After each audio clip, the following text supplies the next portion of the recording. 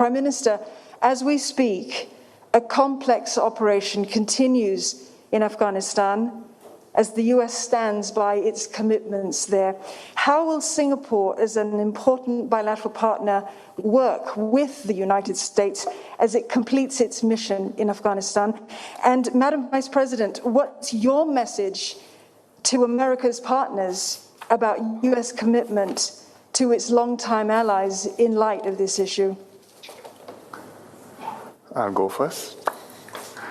Well, countries all over the region, and I'm sure all over the world, are watching developments in Afghanistan very closely.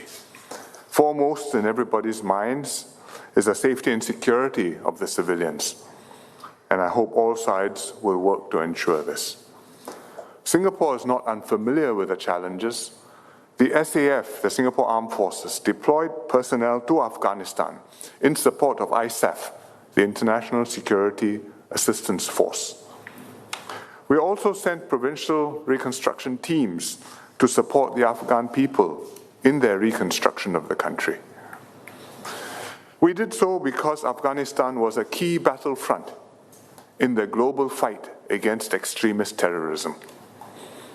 Extremist ideas and capabilities were exported from there all over our region, and they pose a security threat to Singapore too. The Jamaah Islamiyah group, for example, had direct links to Al-Qaeda in Afghanistan.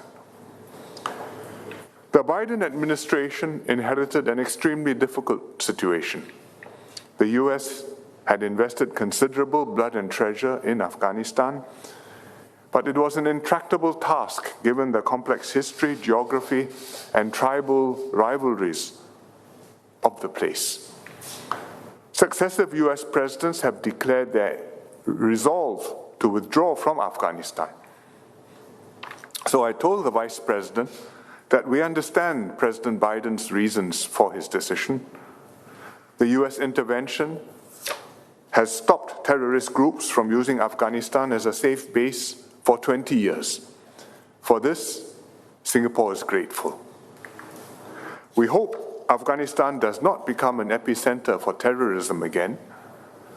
And post-Afghanistan in the longer term, what matters is how the US repositions itself in the Asia-Pacific, engages the broader region, and continues the fight against terrorism, because that will determine the perceptions of the countries of the US global priorities and of its strategic intentions. And specifically on the current withdrawal evacuation operation, as I mentioned just now, Singapore would be happy to offer our Airforce Airbus A330 to assist in the evacuation operation.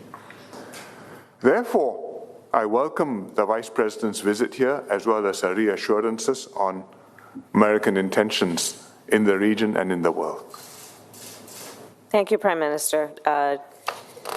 And that is exactly the point. The reason I am here is because the United States is a global leader, and we take that role seriously, understanding that we have many interests and priorities around the world. I am here in Singapore as a reaffirmation of our commitment to our membership in the Indo-Pacific region, our partnership, long-standing partnerships with Southeast Asia, and a long-standing relationship with Singapore as it relates to our issues and our mutual issues on security and economic strength and development, and now increasingly global health.